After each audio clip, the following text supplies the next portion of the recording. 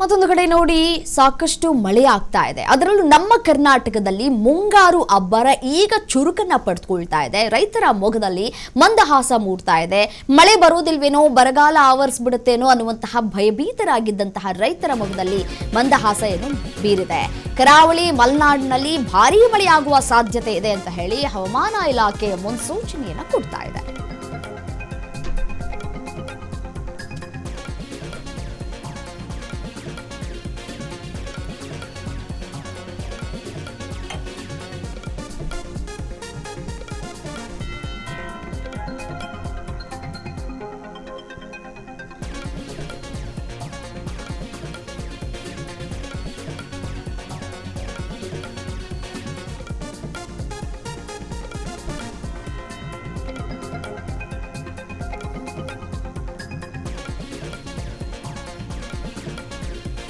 ಕರ್ನಾಟಕದಲ್ಲಿ ಮುಂಗಾರು ಅಬ್ಬರ ಜೋರಾಗಿ ನಡೀತಾ ಇದೆ. ದಕ್ಷಿಣ ಕನ್ನಡ ಸೇರಿ ಕರಾವಳಿ ಜಿಲ್ಲೆಗಳಿಗೆ ರೆಡ್ ಅಲರ್ಟ್ ಅನ್ನ ಘೋಷಣೆ ಮಾಡಲಾಗಿದೆ.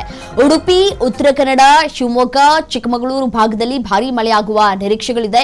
ಹಾಸನ, ಕೊಡಗಿನಲ್ಲಿ ಭಾರೀ ಮಳೆಯ ಎಚ್ಚರಿಕೆಯನ್ನ ಕೂಡ ನೀಡಲಾಗಿದೆ. ಹಲವು ಜಿಲ್ಲೆಗಳಿಗೆ, ಶಾಲಾ ಕಾಲೇಜುಗಳಿಗೆ ರಜೆಯನ್ನ ಕೂಡ ಘೋಷಣೆ ಮಾಡಲಾಗಿದೆ. ಸಕಲೇಶಪುರದಲ್ಲಿ ಭಾರೀ ಮಳೆ, ಬಿರುಗಾಳಿ, ಭೂಕುಸಿತದ ಭೀತಿಯೂ ಕೂಡ ಹೆಚ್ಚಾಗ್ತಾ ಇದೆ. ವಯನಾಡಿನಲ್ಲಿ ಯಾವ ರೀತಿಯಾಗಿ ಭೂಮಿ ಕುಸಿತ ಆಯಿತು ಅನ್ನೋದನ್ನ ಗಮನಿಸಿದೀವಿ. ಈಗಾಗಲೇ 3 ಸಾವನ್ನಪ್ಪಿದ್ದಾರೆ. ಇನ್ನೂ 5 ಜನರ ಪತ್ತೆಗಾಗಿ ತೀವ್ರ ಕಾರ್ಯಾಚರಣೆ ಒಂದ್ ಕಡೆ ಸಾಗ್ತಾ ಇದೆ. ಅದೇ ರೀತಿಯಾದಂತಹ ಭಯದ ವಾತಾವರಣ ಕರ್ನಾಟಕದಲ್ಲೂ ಕೂಡ ಮುಂದುವರಿತಾ ಇದೆ. ಮುಂಗಾರು ಮಳೆ ಮತ್ತಷ್ಟು ತೀವ್ರಗೊಳ್ತಾ ಇದೆ. ಕರಾವಳಿ, ಮಲೆನಾಡು ಸೇರಿದಂತೆ ಹಲವು ಭಾಗಗಳಲ್ಲಿ ಧಾರಾಕಾರ ಮಳೆಯಾಗ್ತಾ ಇದೆ. ಹವಾಮಾನ ಇಲಾಖೆ ಈಗಾಗಲೇ ಕೆಲವೊಂದಿಷ್ಟು ಭಾಗಗಳಲ್ಲಿ ಅತಿ ಹೆಚ್ಚು ಮಳೆಯಾಗುತ್ತೆ ಅಂತ ಹೇಳಿ ರೆಡ್ ಅಲರ್ಟ್ ಅನ್ನ ಘೋಷಣೆ ಮಾಡಿದೆ. ಭೂಕುಸಿತ ಹಾಗೂ ಪ್ರವಾಹದ ಭೀತಿ ಹೆಚ್ಚಾಗಿರುವಂತಹ ಹಿನ್ನೆಲೆಯಲ್ಲಿ ಜಿಲ್ಲಾಡಳಿತಗಳು ಕೂಡ ಕಟ್ಟುನಿಟ್ಟಿನ ಮುನ್ನೆಚ್ಚರಿಕಾ ಕ್ರಮವನ್ನು ಕೂಡ ಕೈಗೊಳ್ತಾ ಇದ್ದಾವೆ. ದಕ್ಷಿಣ ಕನ್ನಡ ಸೇರಿದಂತೆ ಕರಾವಳಿ ಜಿಲ್ಲೆಗಳಿಗೆ ರೆಡ್ ಅಲರ್ಟ್ ಅನ್ನ ಘೋಷಣೆ ಮಾಡಲಾಗಿದೆ. ಉಡುಪಿ, ಉತ್ತರ ಕನ್ನಡ, ಶಿವಮೊಗ್ಗ, ಚಿಕ್ಕಮಗಳೂರು, ಹಾಸನ ಹಾಗೂ ಕೊಡಗು ಜಿಲ್ಲೆಗಳ ಹಲವು ಭಾಗಗಳಲ್ಲಿ ಭಾರೀ ಮಳೆಯಾಗುವಂತಹ ಮುನ್ಸೂಚನೆಗಳು ಕೂಡ ಇದೆ.